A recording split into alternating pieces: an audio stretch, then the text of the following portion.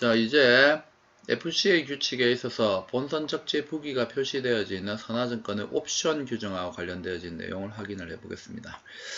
자, 첫 번째 문단은 앞에서 모든 형태의 운송수단에 사용되어질 수 있다. 그러한 부분에 대해서 한 번 더 언급을 하고 있습니다. 자, 이제 물품이 라스베가스에서 육지죠. 라스베가스에서 매수인이 지정한 도로 운송업자에게 인도가 되어진다 라고 한번 생각해 봅시다. 이런 경우에는 라스베가스에서 운송인에 의해서 본선적 제북이 표시가 되어져 있는 선화증권이 발급될 것이라고 기대하는 것은 오히려 비상식적이다 라고 했습니다. 그 이유는 이 라스베가스는 항구가 아닙니다. 그리고 선박이 본선적재를 위해서, 물품에 대한 본선적재를 위해서 이곳에 도착할 수도 없다. 현실적으로 육지를 달리는 선박은 없지요. 그럼에도 불구하고 FCA 라스베가스로 매매를 하는 셀러는 스스로 이러한 어떠한 상황이 발생된다는 것을 가끔씩 알게 됩니다. 그 상황이 뭐냐? 본선적 제북이 표시가 되어지는 선화증권이 필요하다는 그러한 상황이 발생되어지는 것을 알 수 있어요. 그와 관련되어지는 예로서 뭐를 예놨냐면 은행이 개입되는 추심거래라든지 신용장 조건에서 요구하기 때문에, 특히 신용장 거래에서는 본선적 제북이 표시가 되어져 있는 선화증권이 요구가 되어지죠. 그렇기 때문에 이런 상황에서, 즉 대금 결제가 신용장인 경우에는 이런 본선적 제북이 표시가 되어져 있는 선화증권이 꼭 있어야 되죠. 일치한 제시를 구성하기 위해서.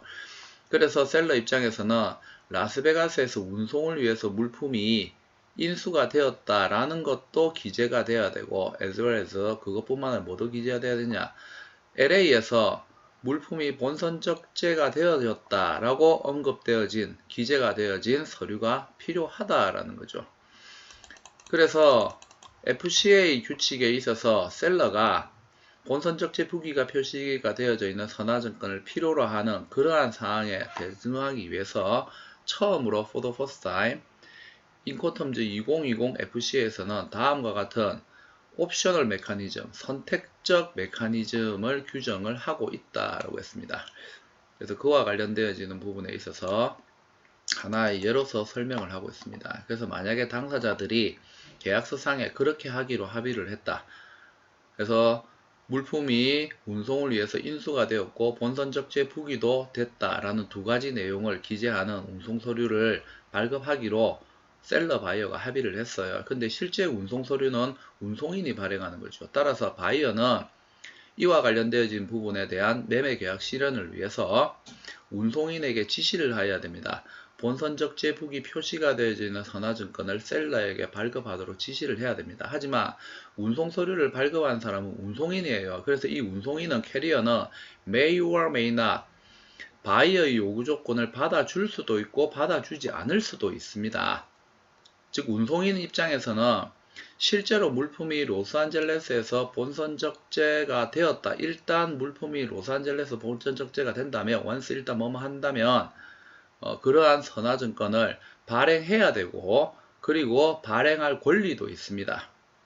하지만 선화증권이, 즉 셀러에게, 즉 운송인에 의해서 발급되어진 이 선화증권은 바이어 위험과 비용으로 발급이 되어지는 거고, 셀러는 바로 이 서류를, 스스로 받은 이 서류를 운송인에게 다시 제공을 해야 됩니다. 왜냐하면 바이어는 도착지에서 운송인으로부터 물품을 수령받기 위해서 바로 이 선화증권이 필요할 것이기 때문입니다. 그래서 이 선택적 기재와 관련되어지는 부분, 계약에서 합의를 해요. 합의를 한다 하더라도 결국은 운송인이 이와 관련되어지는 부분에 대해서 동의를 하고 발급을 해줘야지만 사실은 효용성이 있다라는 거죠.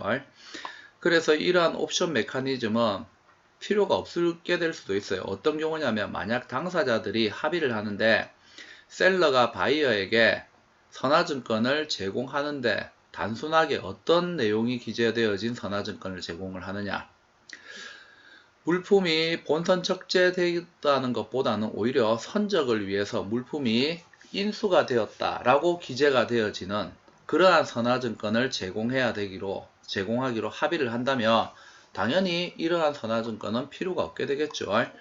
게다가 강조하는 부분은 어떤 부분이냐면 데디아를 강조하고 있습니다.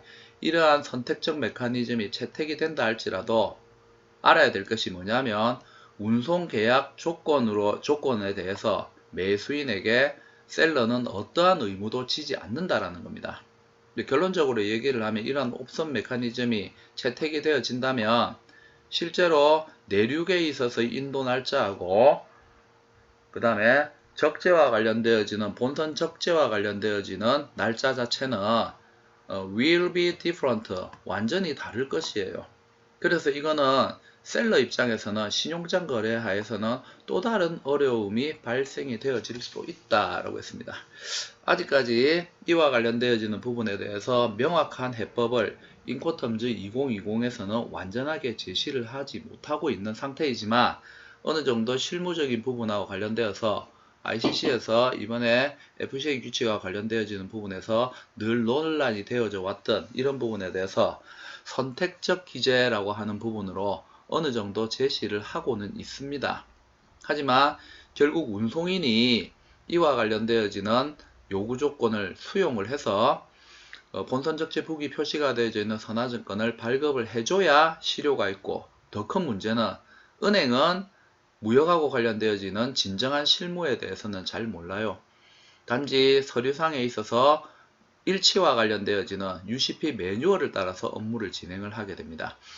따라서 은행 입장에서는 실제로 내륙에 있어서의 인도 날짜하고 본선 적재 부기 일자가 상당히 많은 차이가 나는 이 상황에 대해서 의심을 하지 않고 대금 결제를 해줄 것이냐 아니냐, 이 부분에 대해서는 인코텀즈가 영향을 미치지 못하는 부분이라는 거죠. 신용장 거래는 신용장 거래대로 매매 계약하고 운송 계약, 기타 계약하고는 별도의 독립적 효력을 가지게 됩니다. 그리고 인코텀즈는 셀러하고 바이어 사이의 의무사항 10가지를 규정을 하고 있는 것이지, 은행이라든지 운송업체라든지 보험업체와 관련되어지는 부분에 있어서의 어떠한 의무도 규정을 하고 있지 않아요. 그렇기 때문에 매매 계약에서 어떤 부분에 대한 해결 부분이라는 것이 실제 실무에 있어서 다른 운송이나 보험이나 대금 결제와 관련되어지는 부분에서도 절대적 영향을 미치는 것은 아니기 때문에 이와 관련되어지는 부분을 제일 마지막 하단에 다시 한번 언급을 하고 있습니다. 상당히 많이 진척되고 발전되어진 모습이에요. 그래서 FCA 규칙에 있어서 본선 적재 선화증권은 옵션하고 관련되어지는 규정의 한계점입니다. 하지만 ICC에서 어느 정도 이와 관련되어지는 부분에 대해서 해결을 위한 완전한 해결은 아니죠. 그와 관련되어지는 부분에 대한 어떤 대안을 제시했다는 점에서는 상당히 큰 의의가 있다라고 볼 수가 있습니다. 자, 다음 시간에 그 CPT와 관련되어지는 사용자를 위한 설명문, 영문상에 있어서의 해석, 그리고 해설하고 관련되어진 부분에 대해서 공부를 해보도록 하겠습니다. 수고하셨습니다.